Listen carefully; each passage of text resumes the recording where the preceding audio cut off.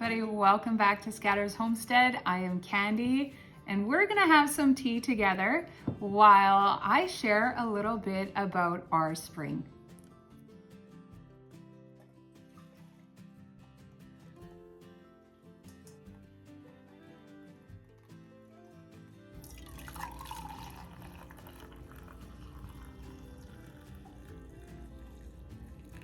Sheldon and I were very excited about this spring. Getting ready for this spring, we thought that it was going to be much easier than what we have been experiencing for the last while. Over the last couple of springs, we have been doing a lot of development. We've been building barns, we've been fixing up buildings, we've been building fences. We built a window greenhouse last year. We're always kidding in spring. Usually puppies are being born in spring. There's a lot of things that we are dealing with in springtime that cause us to be overwhelmed. And we thought preparing for this spring, it wasn't going to happen. We didn't have any big projects that we wanted to tackle first thing in spring. So we were shocked when all of a sudden it was overwhelming, it was busy, it was unpredictable, and we just didn't know up from down. It just got to be really intense. So one of the reasons why it became so intense was because we started getting donations that we were not expecting, and some of the donations we were expecting had changed a little. That is something that we always have to think about when we are running a mission like this. Everything comes on donation. We don't go and purchase plants. We are accepting plants from people or seeds from people, and we are planting them in the soil. And then 100% of everything that we are growing is going to community centers and to homeless shelters, those kinds of things for people to eat. And this year, we ended up having some unpredictable situations that caused it to feel like chaos.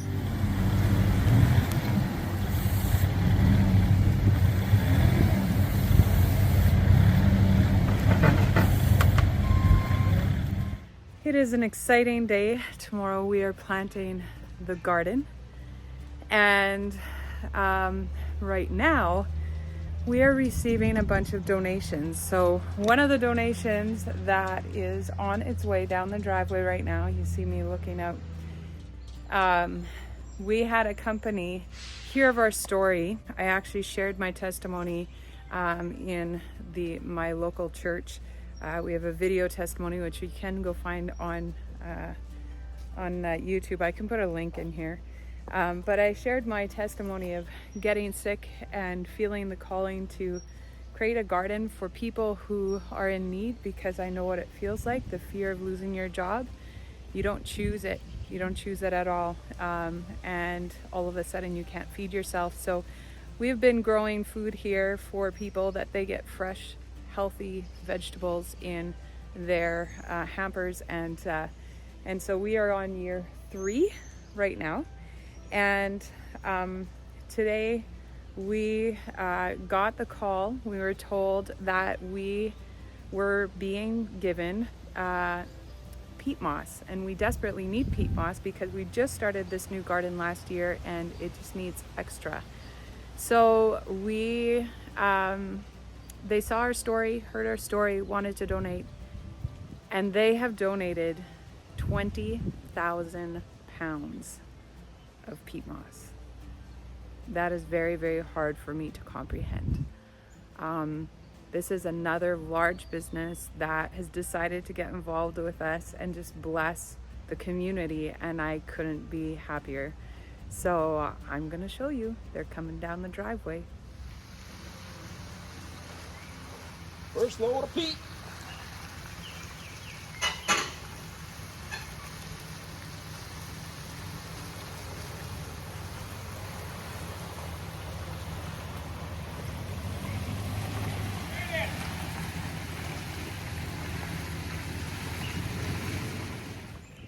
This is the second load coming.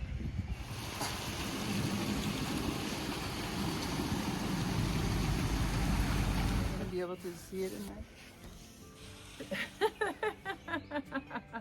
So how long do you think this trailer had to park to actually have a nest? Doesn't they find 1 year? Just an entire nest. Maybe we have a robin that has that needs to adopt a few. Our robin's nest, that one. Oh, they're so pretty.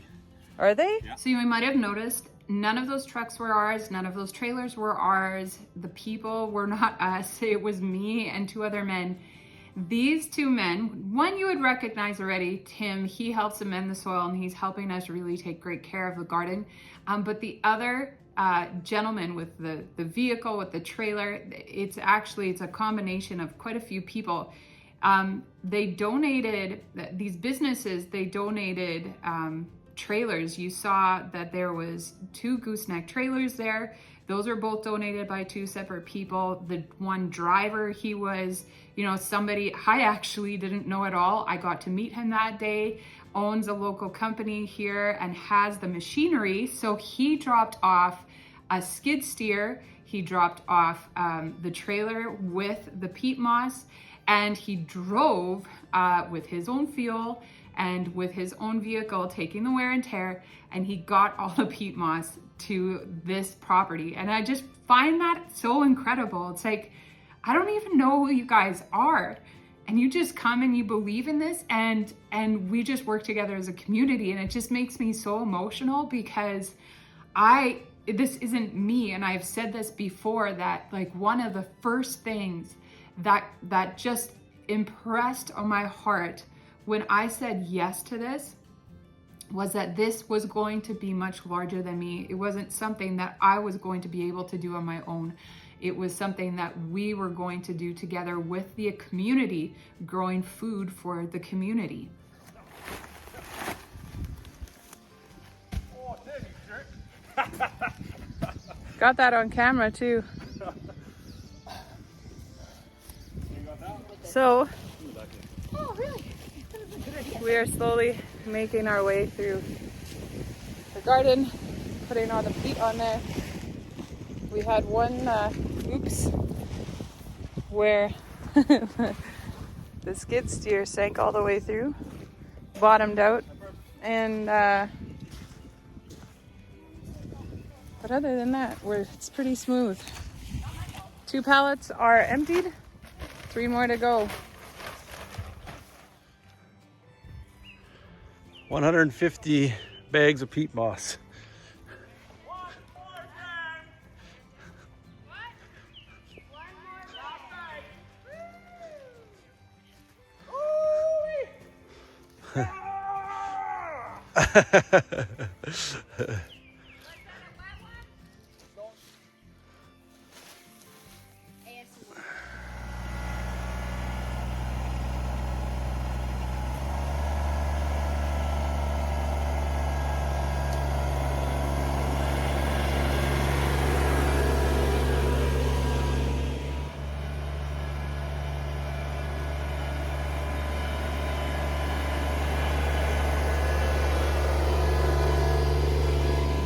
We are used to planning in advance. So this is our 3rd year of planting. The first year obviously was just, it came out of the blue. The second year I planned everything out, I mapped it all out, and I was expecting to do the same thing, be organized, be ready for the volunteers so that we could just plant on planting day and it wouldn't be a problem.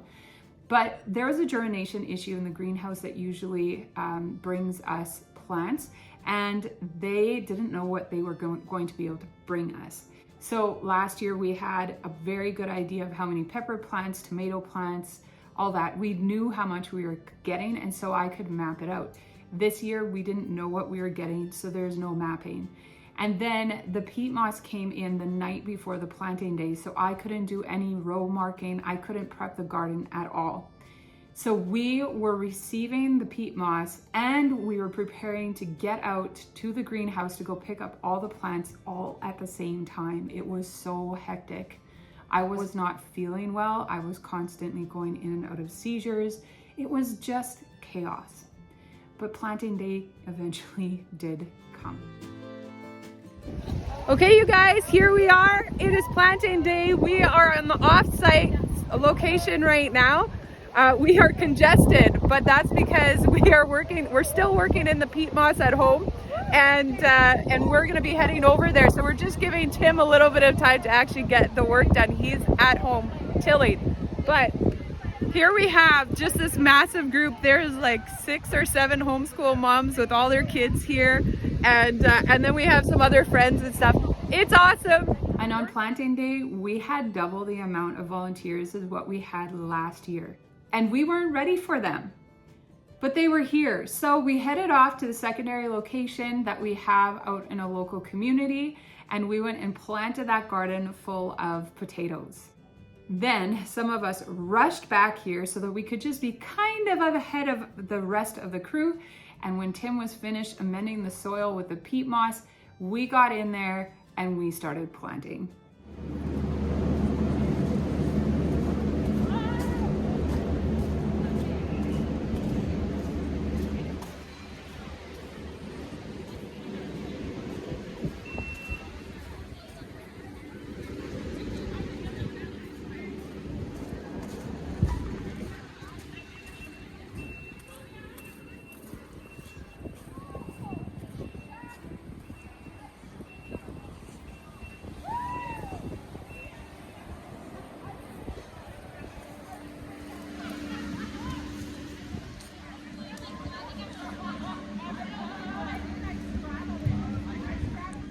So something that you have to think about and remember at all times is, again, this garden is not ours. This garden has just been brought to us. We feel like it's just been handed over to us by God. And it's like, okay, you're going to take care of us, God.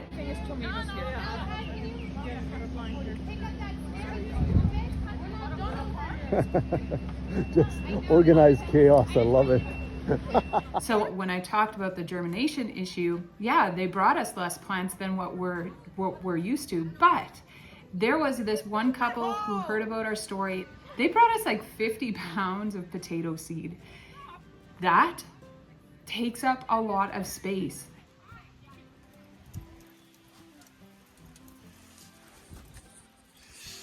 Cooking burgers for the crew. We also had another person who just heard about us on social media, had extra plants, and actually donated an entire truckload full of plants that she just couldn't fit into her garden. Sheldon and I were actually like away on holidays already. It was like 3 days after the planting. And we had a bunch of volunteers go and grab those plants, and they planted them in for us. It was incredible. So this is a huge group effort, as you can see. It's very, very cool to be able to inspire these people and to inspire especially the children to say, guess what? You're planting these plants, you are feeding the homeless, you are feeding the sick, you're feeding the people who can't afford their lives right now. You are Scatter's mission. You are the ones who can now say, hey, I'm part of Scatter's mission. And you could see some of those kids, their eyes lit up and said, hey, we're part of doing something great. We're almost there. This is just great. So we're gonna eat, and then I just want to pray, and then you guys can help yourselves. There's chips, there's sausage burgers, and drinks, water, whatever you want. Okay, let's pray. Father, I want to thank you for a beautiful day, for the wonderful weather that you've given us, and I thank you for all these hands that have been here planting this garden. Right now, Father, I pray that the break that we have is going to be restful, and it's going to be a lot of fun, and I pray that you bless the food. Amen. I love it that I can share this story with you, but what I love the most is that I can show you. I'm not just telling you a story, I'm sharing the story with you by pictures, by videos. You can see what's happening here on the property, and you can see the hands that are planting all of these plants and taking care of this garden. And I hope that you love just being able to stay up to date with what's going on here with us on the farm and in the mission. It is a joy. It's overwhelming. But it's also just such a blessing. And so I want to thank you guys once again for joining us on these videos. And I always want you to remember, you might have some limitations, but that does not mean you're limited. See you guys next time.